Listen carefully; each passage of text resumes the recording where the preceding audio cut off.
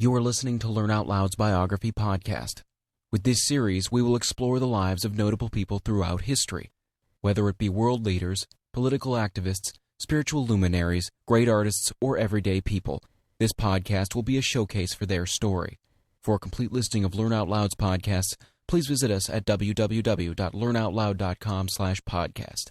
Thank you for listening.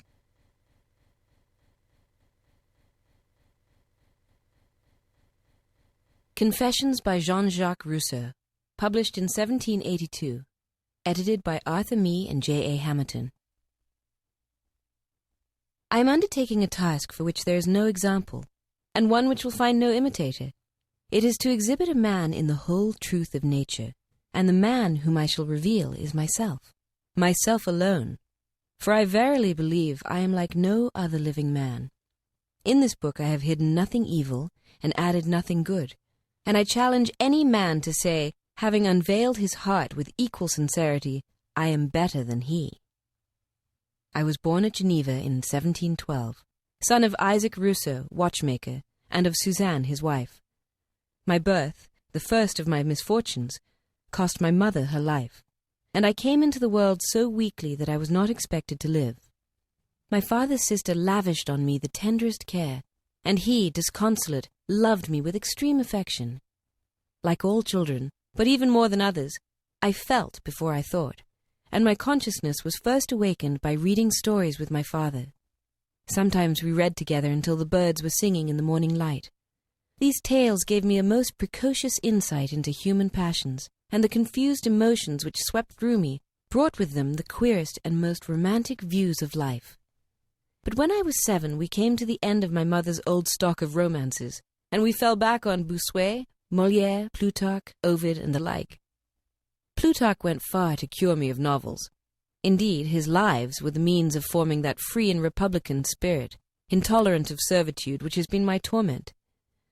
To my aunt, who knew endless songs and used to chant them with a sweet, tiny thread of a voice, I owe my passion for music. These then were my first affections. These formed that heart of mine, so proud yet so tender. They fashioned that effeminate yet untamable character, which has ever drifted between weakness and virtue. For I have been in contradiction with myself in such a way that abstinence and fruition, pleasure and wisdom have escaped me equally. My father having left Geneva, I remained under the care of my uncle Bernard, and was placed with his son of my own age in the house of Monsieur Lambercière to learn all the trivialities that are called education. Here I gained my keen love of country pleasures, and tasted with my cousin the delights of simple friendship. But a cruel punishment for a fault that I had not committed put an end to my childish simplicity, and soon I left Bossy without regret. There followed 2 or 3 years of indolence at Geneva. After a brief and luckless trial of a notary's office, I was apprenticed to an engraver, a petty tyrant, whose injustice taught me to lie and to steal. Restless, dissatisfied, and in perpetual terror of my master's savagery, I here reached my 16th year. But one day, finding the city gates closed on my return from a country excursion, I determined, rather than face the inevitable thrashing, to seek my fortune in the unknown world. Madame de Warens. How fair were the illusions of freedom and of the future! I asked little, only a manor where I should be the favourite of the lord of the land, his daughter's lover, her brother's friend, and the protector of the neighbourhood. I roamed the countryside, sleeping at nights in hospitable cottages, and on arriving at Confignon, I called out of curiosity on Monsieur de Pontevert, the parish priest. He gave me a dinner which convinced me, even more than his arguments, of the advantages of the Catholic faith, and I was willing enough to set off, with his introduction, to Annecy. Here I was to meet Madame de Warens, a recent convert, who was in receipt of a pension from the King of Sardinia. I was assured that her benevolence would support me for the present. 3 days later I was in Annecy. This introduction fixed my character and destiny. I was now in my 16th year, doubtless of engaging, though not striking, appearance. I had the timidity of a loving nature, always afraid of giving offence, and I was quite without knowledge of the world or of manners. I arrived on Palm Sunday, 1728.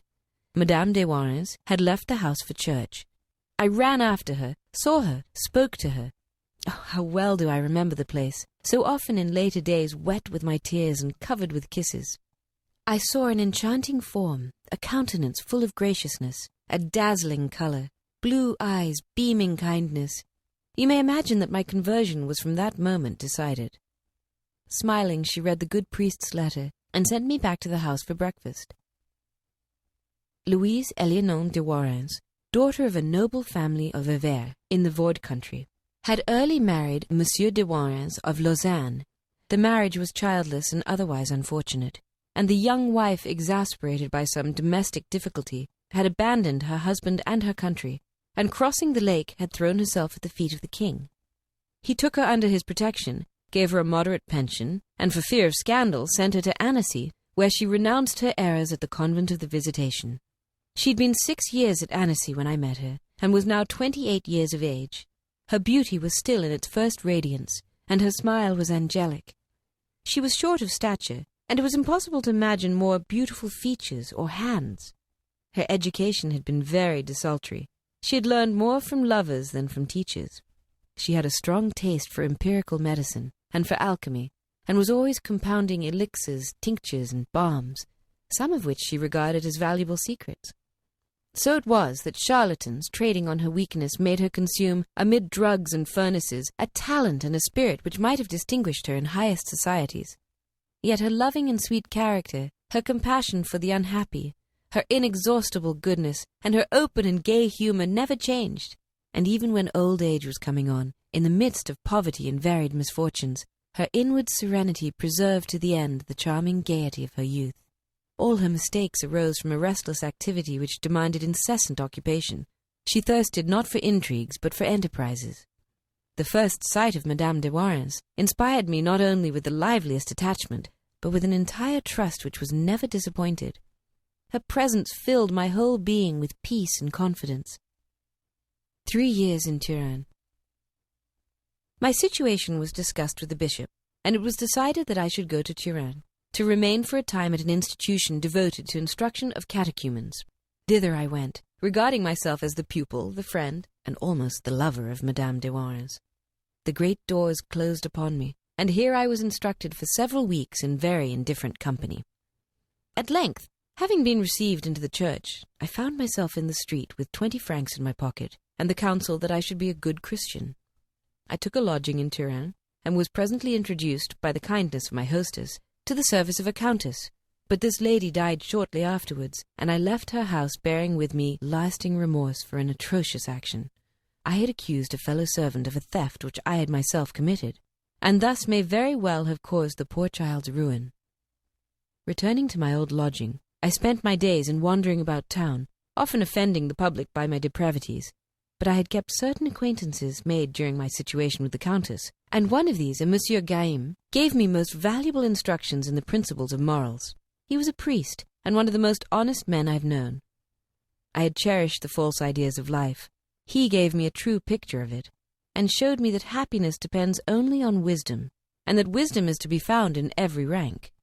He used to say that if everyone could read the hearts of others, most would wish to descend in the social scale. This Monsieur Gaim is the original, in large part, of my Vicar of Savoy. Then followed a new situation in the house of the Count de Genevan, where nominally a footman, I was soon treated more as a pupil, or even as a favourite. His son, a priest, did his best to teach me Latin, and I have since realized that it was the purpose of this noble family, who had considerable political ambition, to train a talented dependent who might serve them in offices of great responsibility. But my fatal inconstancy frustrated this good fortune. My flagrant disobediences led to my dismissal, and presently I was on the road to Geneva with a gay lad from thence who had found me out in Turin. I happened to own a mechanical toy, a little fountain, and our mad project was nothing less than to pay our way throughout the world by showing its performances in every village. We started in the highest spirits, but the fountain was never remunerative, and soon its works went wrong. This threw no gloom over our merry, fantastic journey, and it was only when Annecy was near that I became a little thoughtful, for my benefactress supposed that my last place had established me for life. We entered the little town and parted, and I came trembling to her door. The adorable woman showed little surprise and no sorrow. I told her my story and was forgiven. Henceforth her home was mine. Seeking a career. The house was an old one, but spacious and comfortable, and the window of my room looked out over garden and stream to the open country. The menage was by no means magnificent, and was abundant in a patriarchal way. Madame de Warens had no idea of economy, and with her hospitalities and speculations was ever running more deeply into debt. The household, besides herself and me, consisted of housemaid, cook, and a footman named Claude Anet. From the first day the sweetest familiarity reigned our intercourse. She called me Little One. I called her my little mother, and these names expressed the relation of our hearts. She sought always my good, never her own pleasure. She was deeply attached to me and lavished on me her maternal caresses. I was now about 19 years old, but was only occupied about the house in writing for her, or in helping her in her pharmaceutical experiments. But Madame was thinking of my future, and sent me on some pretext to see Monsieur de Bon, a relative of hers, to find out what might be made of me.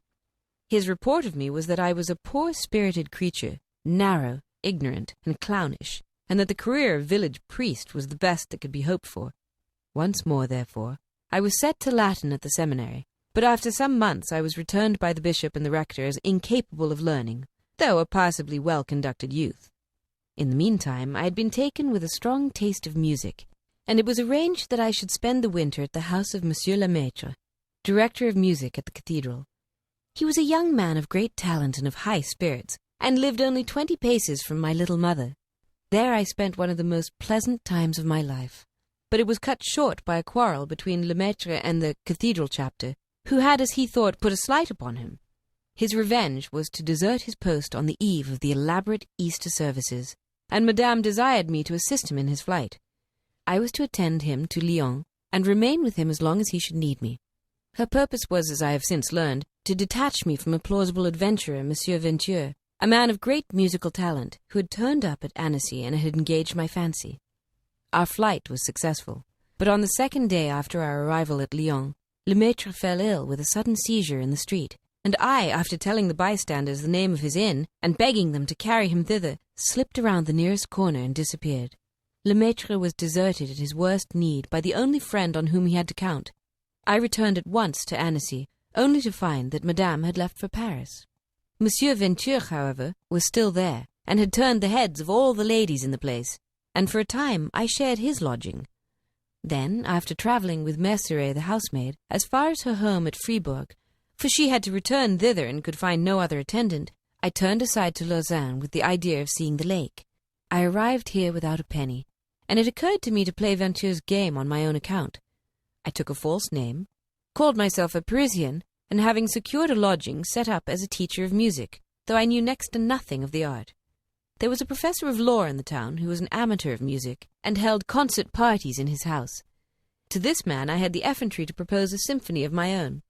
I worked a fortnight at this production, wrote out the instrumental parts, and on the appointed evening stood up before the orchestra and audience, tapped my desk, raised my baton, and never since music began has there been such an orgy of discords. The musicians could hardly sit in their chairs for laughing, yet played even louder and louder as the fun took hold of them. The audience sought to stop their ears, and I, sweat pouring down my face, conducted this atrocity to the end. But the end was a little minuet which Ventura had taught me. I had appended it to my symphony, calling it my own work. Its magic put the whole room in good humour, and I was felicitated on my taste in melody. Next day one of my orchestra came to see me, and in my despair and broken spirit I told him my whole story. By nightfall it was known to all Lausanne, but at Neufchâtel through the next winter I gradually learned music by teaching it. My next occupation was that of interpreter to a Greek prelate and archimandrite of Jerusalem, whom I met when dining in a little restaurant. He was collecting money throughout Europe for the restoration of the Holy Sepulchre, and accompanying him from city to city, I was of much service to him, even addressing the Senate at Bern on behalf of his project. Unfortunately for my employer, he addressed himself to the Marquis de Bonac, who had been ambassador to the Porte, and knew all about the Holy Sepulchre. I don't know what passed at their interview, but the archimandrite disappeared and I was detained. In my desolation I told the Marquis the history of my life, and by him was sent to Paris, with plenty of money in my pocket to enter the service of a young friend of his in the army. My first sight of the city was a disappointment which I have never got over. and the proposed engagement fell through. Coming to the end of my resources, I set out by way of Lyon, where I suffered the extremity of poverty, to find Madame de Warens, who was now, as I learned, at Chambéry. I came to her house and found the Intendant General with her. Without addressing me, she said, "Here, sir, he is. Protect him as long as he deserves it, and his future is assured." And to me, "My child, you belong to the king."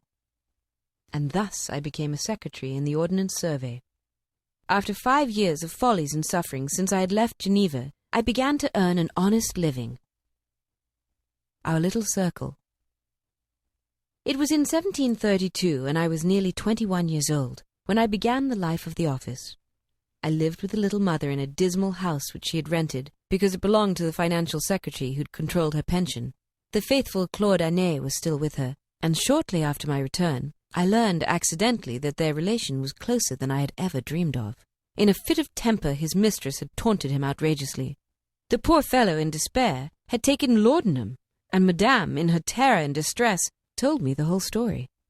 We brought him round, and things went on as before, but it was hard for me to know that anyone was more intimate with her than myself. My passion for music increased this year until I could hardly take interest in anything else, and at last the work at the office grew so intolerable to me that I determined to resign my place. I extorted an unwilling permission from Madame, said goodbye to my chief, and threw myself into the teaching of music. I soon had as many pupils as I needed, and the constant intercourse with these ladies was very pleasant to me. But from the stories which I carried home of our interviews, the little mother apprehended dangers of which I was not at the time conscious. The course which she took was a singular one. She had rented a little garden outside the town, and here she invited me to spend the day with her. Thither we went, and from the drift of her conversation, which was full of good sense and kindliest warnings, I gradually perceived the degree of her goodness towards me. The compact involved conditions, and my answer was to be given on that day. Thus was established among the three of us a society to which there is perhaps no parallel. All our wishes, our cares, our interests were in common. If one of us was missing from the dinner table, or a fourth was present, all seemed out of order, but our little circle was broken all too soon. Claude Anet, on a botanical excursion, fell a victim to pleurisy and died, notwithstanding all her care. He had been a most watchful economist of her pension, and a restraint on her enterprises, and his loss was felt not only in our diminished party, but also in the wasting of her resources. For the next 3 years these went from bad to worse. Unfortunately, the life to which I had taken, of drifting from one interest to another, now literature, now chess, now a journey, now music, brought in nothing and cost a good deal. And to complete our anxieties, I fell ill nearly to death. Her care and utter devotion saved me, and from that time our very existence was in common. Les Chamettes. I was ordered to the country. We found near Chambéry a little house, Les Chamettes, set in a garden among trees, as retired and solitary a home as if it had been 100 miles from the town. There we took up a new life, towards the autumn of 1736. There began the brief happiness of my existence. We were all in all to one another. Together we roamed the country, worked in the garden, gathered fruit and flowers, lay under the trees and listened to the birds. Golden hours! Your memory is my only treasure. Even a sudden illness which affected my heart, so that its pulse has from that time incessantly throbbed like a drum in my ears, and has made me a constant sufferer from insomnia, turned out to be a heavenly blessing. Thinking myself a dead man, I only then began to live, and applied myself very eagerly to learning. With my little mother as my teacher, I turned to the study of religion. I sought books and philosophy. The sciences and Latin followed in their turn. Nature, learning, leisure, and our ineffably sweet companionship. I thought, poor fool, that these joys would be with me to the end. It was otherwise decreed. My bodily condition had become pitiable, and it was determined that I should go to Montpellier to consult a physician. I fell in on the way thither with the Marquis de Torignan and his party, who were travelling in the same direction. We struck up acquaintance, and I joined them, taking an assumed name and giving myself out for an Englishman. Becoming intimate with the Madame de Lanage, who was among them, I continued to travel with her day by day, after the others had reached their destination. She was a woman of infinite charm, and I willingly agreed to settle down in her vicinity after fulfilling the purpose of my journey to Montpellier. However, after 2 pleasurable months in that city, when I found myself at the stage where the road divided, one road going to Madame de Larnage, the other to Les Charmettes, I balanced love against pleasure, and finding an equipoise, I decided by reason. The little mother knew by my letter at what hour I should arrive. I came to the garden. No one came out to meet me. I entered, and the servant seemed surprised to see me. I ran upstairs and found her. Her welcome was restrained and cold. The truth burst upon me. My place was taken. Darkness flooded my soul, and from that moment onward my sensibilities have been but half alive. I took a situation as tutor in a private family, but all my thoughts were of Charmettes, and of our innocent life together now gone forever. Oh, dreadful illusion of human destiny! The gathering gloom. I take up my pen again, after an interval of 2 years, to add a sequel to my confessions. How different is the picture now! For 30 years fate had favoured my inclinations, but for the second 30, which I must try to sketch, she has ground me in the mortar of the most appalling afflictions. This second part must inevitably be inferior in every respect to the first, for I wrote before with pleasure and at ease, but now my decaying memory and enfeebled brain have made me almost incapable of work, and I have nothing to tell but of treacheries, perfidies, and torturing memories. The walls around me have ears. I am encompassed by spies and vigilant enemies. Racked with anxiety and fear, I scribble page after page without revising them. An immense conspiracy surrounds me. From the editor. These delusions of suspicion are perhaps the most characteristic symptoms of insanity. They colour so deeply the entire texture of Rousseau's prolix second part as to make it not only unreliable but almost unreadable. Only its human interest gives value to the first part. From the second part, human interest is totally absent. The unhappy creature, besotted with intellectual pride, was already insane, inhuman, and this morbid condition had been aggravated by years of brooding rancour before he wrote this miserable indictment of men who had done their best to befriend him.